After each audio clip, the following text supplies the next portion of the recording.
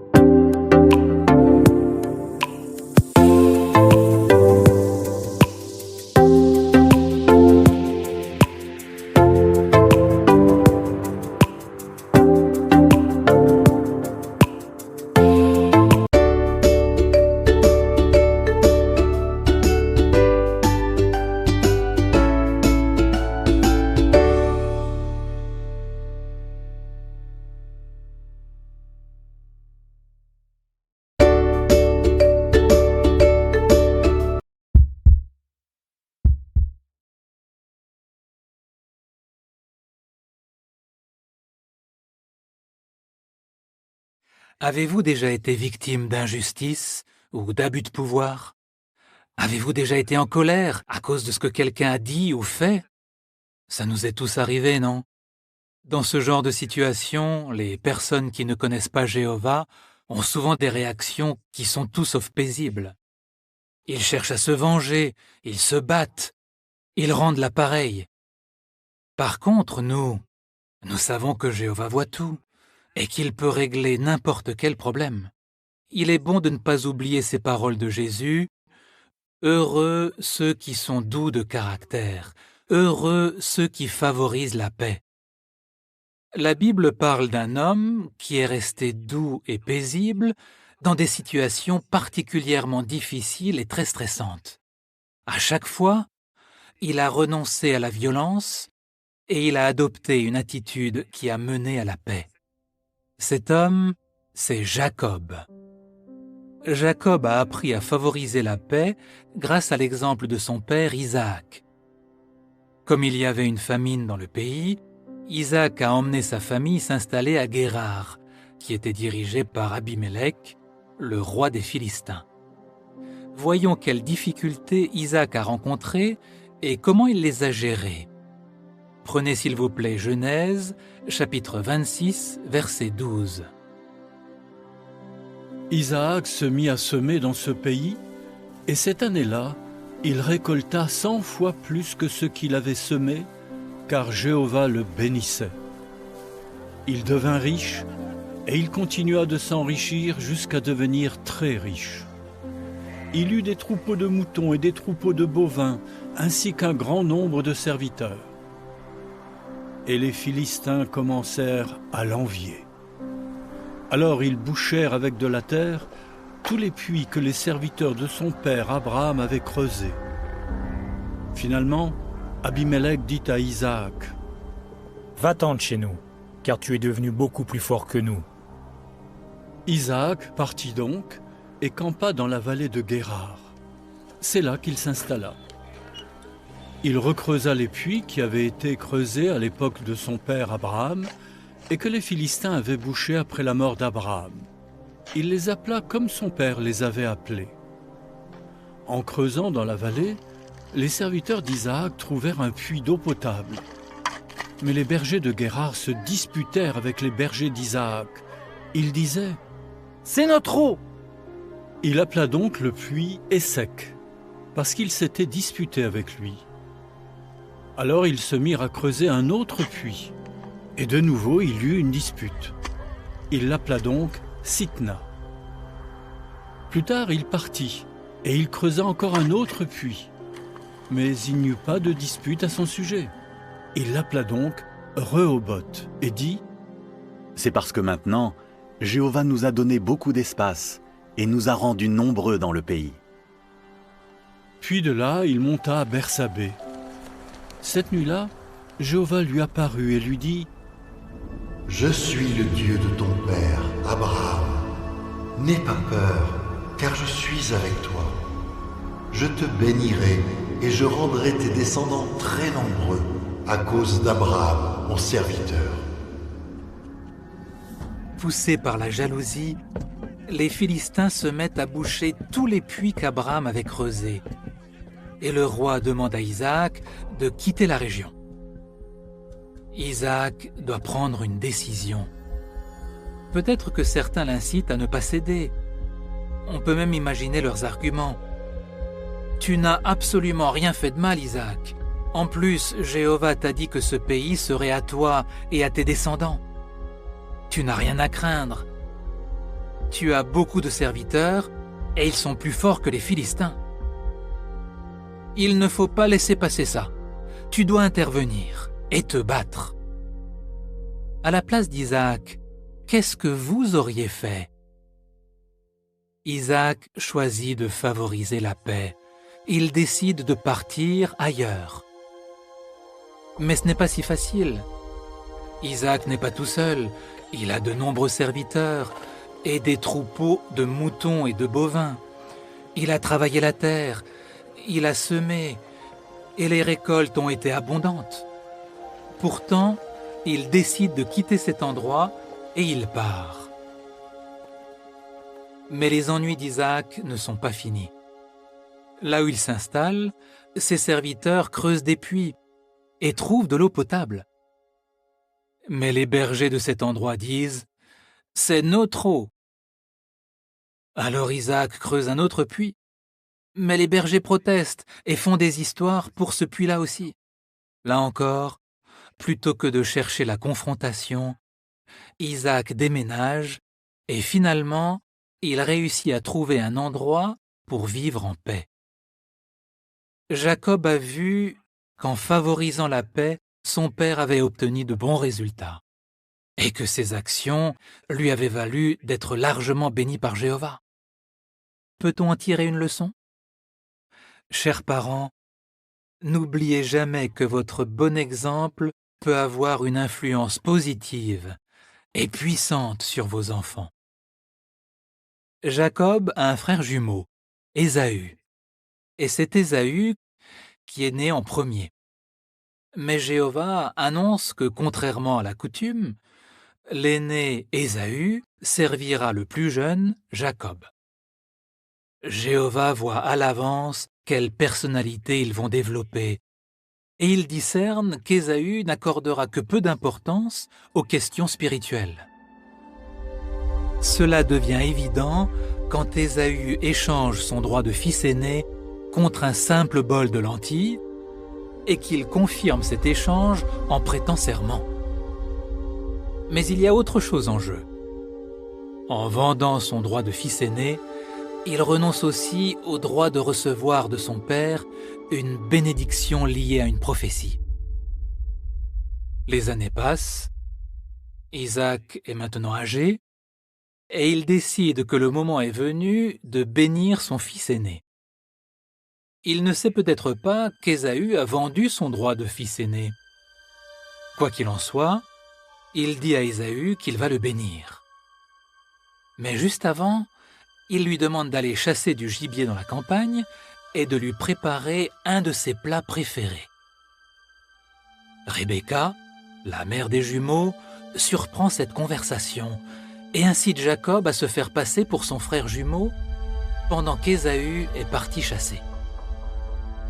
Le plan fonctionne à merveille. Sans s'en rendre compte, Isaac bénit Jacob. Quand il apprend tout ça, Ésaü est furieux. Reprenons le récit à partir de Genèse chapitre 27, verset 41. Cependant, Ésaü continuait d'en vouloir à Jacob à cause de la bénédiction que son père lui avait donnée.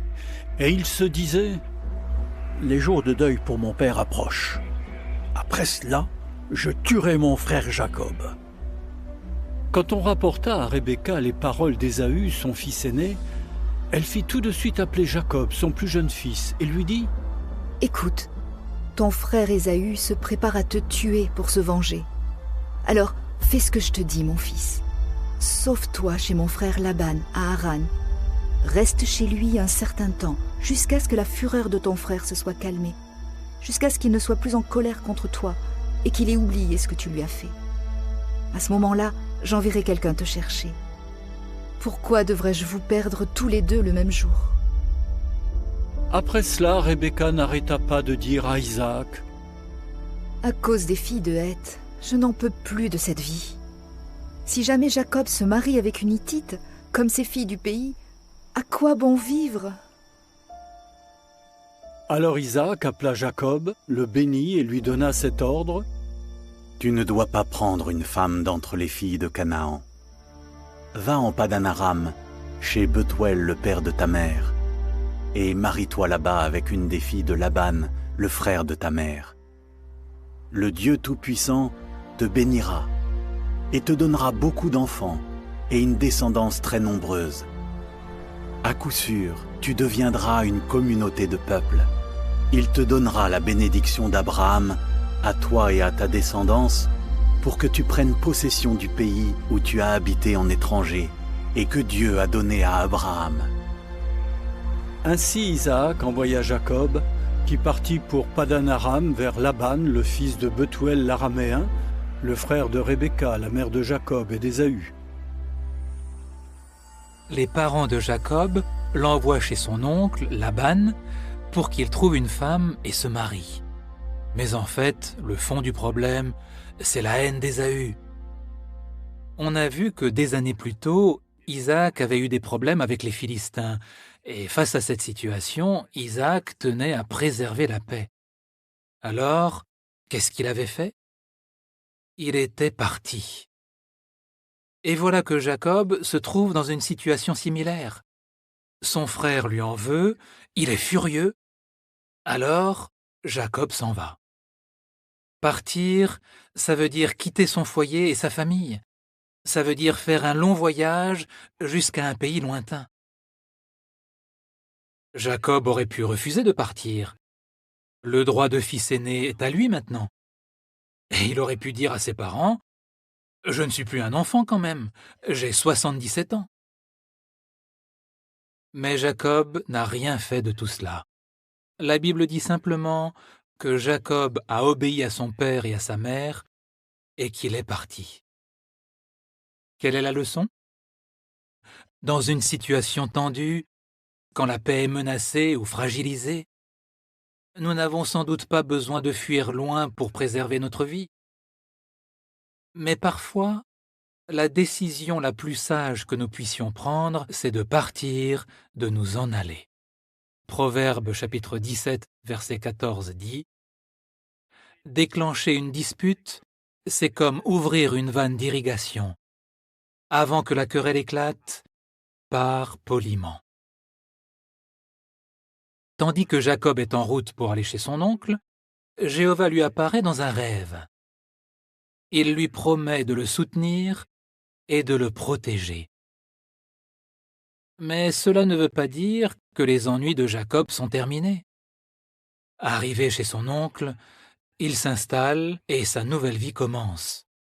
Quelque temps plus tard, Jacob va une fois de plus vivre une situation tendue, dans laquelle il va montrer qu'il aime la paix. Lisons le récit qui commence en Genèse chapitre 29, verset 16. Or Laban avait 2 filles.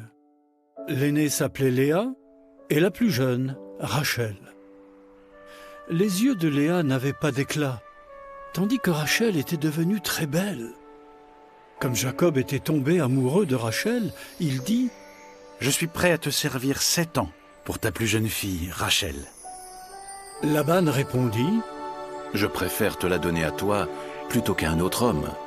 Reste chez moi. » Alors Jacob travailla 7 années pour obtenir Rachel, mais elles furent pour lui comme quelques jours, parce qu'il l'aimait. Puis Jacob dit à Laban, « J'ai accompli mon temps de service. Donne-moi ma femme, pour que j'aie des rapports avec elle. » Alors Laban réunit tous les hommes de l'endroit et fit un festin. Mais le soir, c'est sa fille Léa qui l'amena vers Jacob pour qu'il ait des rapports avec elle. Et Laban donna à Léa une de ses servantes nommée Zilpa. Le matin, Jacob s'aperçut que c'était Léa. Il dit donc à Laban, « Qu'est-ce que tu m'as fait? N'est-ce pas pour Rachel que j'ai travaillé chez toi? Pourquoi m'as-tu trompé? Laban lui répondit, « Ici, nous n'avons pas l'habitude de donner la plus jeune avant l'aînée. Passe la semaine avec cette femme. Ensuite, je te donnerai aussi l'autre femme, en échange de 7 années de travail supplémentaire. » C'est ce que fit Jacob. Il passa la semaine avec Léa. Puis Laban lui donna pour femme sa fille Rachel. Et Laban donna à Rachel une autre de ses servantes, nommée Bila. Jacob aurait de bonnes raisons de se mettre en colère. Il avait convenu avec Laban de travailler 7 ans pour Rachel. À la fin de ces 7 années, un festin de mariage est organisé. Mais la femme tout enveloppée de voile qu'on lui donne cette nuit-là n'est pas Rachel, c'est Léa. Imaginez le choc pour Jacob. Et plutôt que de reconnaître qu'il a trompé Jacob, Laban se justifie. Qu'est-ce que Jacob pense de tout cela? Jéhovah lui a promis que ses descendants seraient aussi nombreux que les grains de poussière de la terre. Est-ce qu'il se dit que Jéhovah est en train de guider les événements pour que cette promesse se réalise? On ne sait pas. Avec le temps, Léa lui donne 6 fils, dont Lévi et Juda, qui seront à l'origine des 2 tribus les plus honorées d'Israël. Bien sûr, Jacob ne pouvait pas le savoir. Pourtant, en homme qui favorise la paix, il accepte de garder Léa et il est prêt à travailler 7 années supplémentaires pour Rachel, comme le lui propose Laban, en abusant vraiment. Quelle leçon en tirer? C'est tout à fait normal d'être déçu quand les autres ne tiennent pas leurs engagements. Mais comme Jacob, allons-nous nous efforcer de prendre sur nous et de leur pardonner? Allons-nous chercher à favoriser la paix? Jacob sert Laban pendant 20 ans, 14 ans pour ses 2 femmes, et 6 années supplémentaires durant lesquelles il va se constituer son propre troupeau. Et un jour, quand Jéhovah lui en donne l'ordre, il rassemble sa famille et ses animaux, et sans rien dire à Laban, il retourne chez lui. Quand Laban apprend qu'il est parti, il se met en colère. Il se lance à sa poursuite et le rattrape. C'est une situation explosive qui pourrait facilement dégénérer. Essayez de vous représenter la scène. Jacob s'est arrêté dans une région montagneuse. C'est peut-être le matin et l'air est frais. Tout autour de vous, il y a des moutons, des ânes, des chameaux. Est-ce que vous les entendez? Est-ce que vous les sentez? Des serviteurs s'occupent d'eux et veillent à ce que tout soit prêt pour la journée de voyage. Mais soudain, des cris d'alerte. Laban arrive et il n'est pas seul. Il a des hommes forts avec lui. Ils arrivent au galop sur leurs chameaux et ils mettent pied à terre. Cela n'a rien à voir avec une visite amicale. Les hommes de Laban n'attendent que son signal pour passer à l'action. Les hommes de Jacob se regroupent pour leur faire face. Tous les yeux sont braqués sur Laban et Jacob. Que vont-ils se dire? La nuit précédente, dans un rêve, Jéhovah avait dit à Laban de faire bien attention à ce qu'il allait dire à Jacob. Malgré tout, Laban est en colère et agressif. Laban va faire 2 reproches à Jacob. D'abord, il lui dit « Pourquoi m'as-tu trompé et as-tu emmené mes filles comme des prisonnières de guerre? Pourquoi t'es-tu enfui en secret? Pourquoi m'as-tu trompé et ne m'as-tu rien dit ?» Jacob répond franchement à Laban. Il lui explique « Je me suis enfui en secret parce que j'avais peur. Je me disais que tu risquais de reprendre tes filles par la force. » Laban accuse aussi Jacob d'avoir volé ses dieux familiaux, ses statuettes. En fait, c'est Rachel qui a volé les statuettes. Mais Jacob, lui, il n'est au courant de rien. On fouille partout, mais on ne retrouve pas les statuettes. Jacob reprend alors la parole. Revenons au récit à partir de Genèse 31, verset 36. Alors Jacob se mit en colère et se mit à faire des reproches à Laban. Il lui dit : « Qu'ai-je fait de mal ? Pourquoi t'acharnes-tu à me poursuivre ? Quel péché ai-je commis ? Maintenant que tu as fouillé tout ce que je possède, as-tu trouvé des objets qui t'appartiennent ? Mets-les ici devant mes hommes et devant tes hommes, et qu'ils jugent entre nous deux. Pendant les 20 ans que j'ai passés chez toi, tes brebis et tes chèvres n'ont jamais avorté, et je n'ai jamais mangé les béliers de ton troupeau. Je ne t'ai jamais rapporté un animal déchiré par une bête sauvage. J'en compensais moi-même la perte. Quand un animal était volé, de jour comme de nuit, tu me réclamais un dédommagement. Je souffrais de la chaleur pendant le jour et du froid pendant la nuit, et je n'arrivais pas à dormir. J'ai passé 20 ans chez toi. Je t'ai servi 14 ans pour tes 2 filles et 6 ans pour ton troupeau, et tu as changé 10 fois mon salaire. Si le Dieu de mon père, le Dieu d'Abraham et celui que craint Isaac, n'avaient pas été de mon côté, tu m'aurais renvoyé les mains vides. Dieu a vu ma souffrance et mon dur travail. C'est pour cela qu'il t'a mis en garde la nuit dernière. » Alors Laban répondit à Jacob : « Ces femmes sont mes filles, ces enfants sont mes petits-enfants. Ce troupeau est mon troupeau, et tout ce que tu vois est à moi et à mes filles. Que puis-je faire aujourd'hui contre elles, ou contre les enfants qu'elles ont eus ?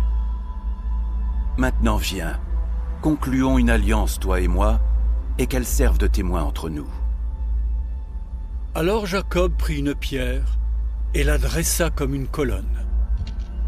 Puis Jacob dit à ses hommes : « Ramassez des pierres. » Ils prirent donc des pierres et en firent un tas.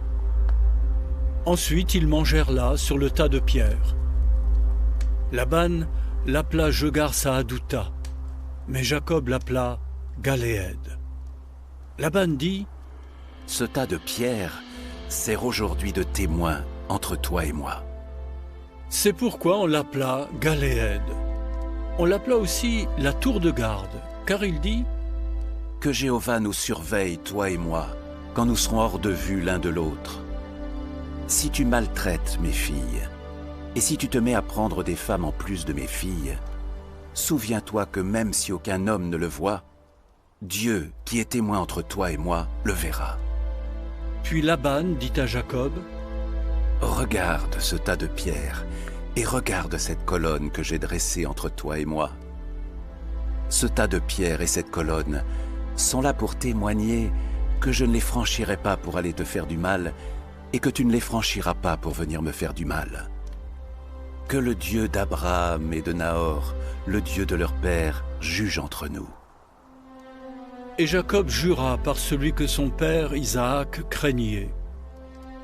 Ensuite Jacob offrit un sacrifice dans la montagne et invita ses frères à manger du pain. Ils mangèrent donc et passèrent la nuit dans la montagne. Laban se leva tôt le matin, embrassa ses petits-enfants et ses filles et les bénit. Puis il se mit en route pour rentrer chez lui. Jacob a fidèlement servi Laban pendant 20 ans, alors que Laban, lui, l'a exploité et même escroqué. Mais Laban ne reconnaît pas ses torts. Il va même jusqu'à prétendre que c'est lui, Laban, le propriétaire de tout ce que Jacob possède. Laban propose ensuite à Jacob de conclure avec lui une alliance qui engage les 2 familles à vivre en paix, à ne plus jamais se faire de tort. Mais faire la paix n'est pas la principale motivation de Laban. En effet, celui qui avait les statuettes pouvait réclamer l'héritage. Laban veut peut-être éviter qu'après sa mort, Jacob revienne pour hériter à la place de ses fils. Quoi qu'il en soit, Jacob accepte. Tout le monde se détend. Personne n'en viendra aux mains. Et pour sceller cet engagement, on érige un monument. Alors qu'il a souffert d'injustice pendant des années, Jacob accepte volontiers de faire la paix. Il ne garde aucune rancune, il ne cherche pas à se venger. Voilà donc un conflit de réglé pour Jacob. Mais un autre se profile à l'horizon. Jacob envoie maintenant des messagers vers son frère. Ils doivent dire à Ésaü que Jacob est de retour et qu'il veut renouer de bonnes relations avec lui. Quand les messagers reviennent vers Jacob, ils lui annoncent qu'Ésaü vient à sa rencontre et qu'il est accompagné de 400 hommes.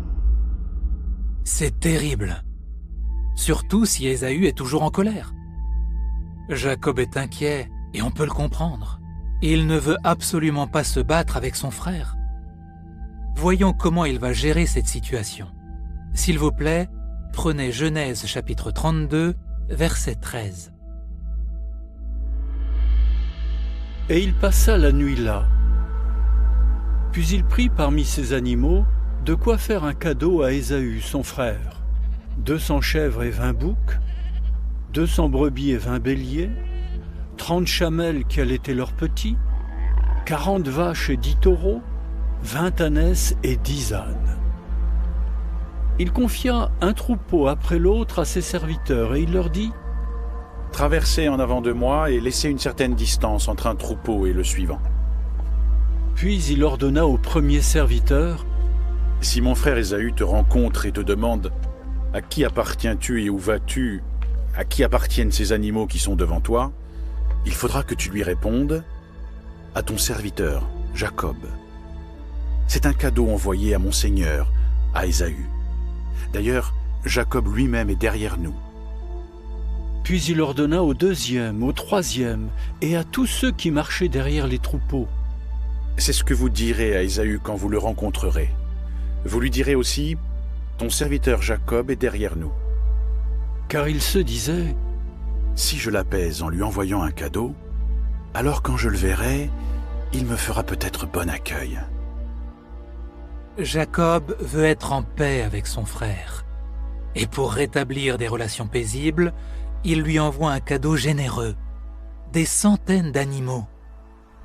Est-ce que Jacob manque de courage ? Est-ce qu'il est trop heureux pour affronter son frère ? Pas du tout.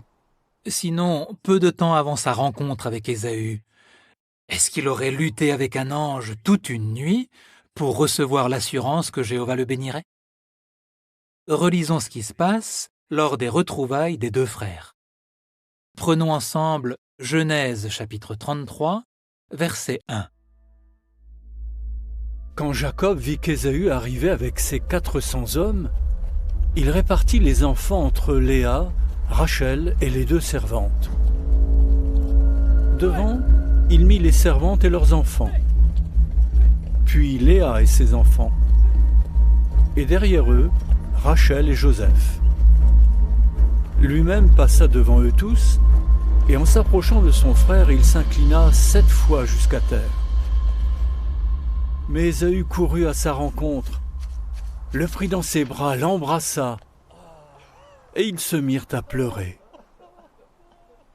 En voyant les femmes et les enfants, Ésaü lui demanda : « Qui sont ces personnes avec toi ?» Jacob répondit : « Ce sont les enfants que Dieu a eu la bonté de donner à ton serviteur. » Les servantes s'avancèrent avec leurs enfants et s'inclinèrent. Léa aussi s'avança avec ses enfants, et ils s'inclinèrent. Puis Joseph s'avança avec Rachel, et ils s'inclinèrent. Ésaü demanda : « Pourquoi as-tu envoyé ces gens et ces troupeaux que j'ai rencontrés ?» Jacob répondit : « C'est pour gagner ta faveur, mon seigneur. » Alors Ésaü dit : « J'ai énormément de biens, mon frère. Garde ce qui est à toi. » Mais Jacob insista. « S'il te plaît, non. Si j'ai gagné ta faveur, tu dois accepter ce cadeau de ma part, car je te l'ai envoyé pour pouvoir voir ton visage. Et quand j'ai vu ton visage, c'était comme si je voyais le visage de Dieu, puisque tu m'as accueilli avec plaisir. Accepte, s'il te plaît, ce cadeau qui t'a été apporté, car Dieu m'a accordé sa faveur et j'ai tout ce qu'il me faut. » Comme il insistait, Ésaü accepta. Tout est bien qui finit bien. Au lieu d'une sanglante bataille, de joyeuses retrouvailles. Les deux frères tombent dans les bras l'un de l'autre. Là encore, celui qui favorise la paix, c'est Jacob. Comment s'y prend-il? Il prie, mais il agit aussi en accord avec ses prières. Il envoie des cadeaux à son frère et il lui témoigne de l'honneur et du respect en l'appelant Seigneur et en s'inclinant devant lui 7 fois. Quelle leçon pouvons-nous tirer de ce récit? Eh bien, chacun de nous devrait se demander « Quels efforts suis-je prêt à faire pour favoriser la paix avec mes frères et sœurs chrétiens ?» Comme on l'a vu, Jacob a tout fait pour favoriser la paix. Quel bel exemple! Quand l'ambiance devient tendue à la maison à cause de son frère, il s'en va. Quand Laban lui donne Léa à la place de Rachel, puis l'exploite, il cède.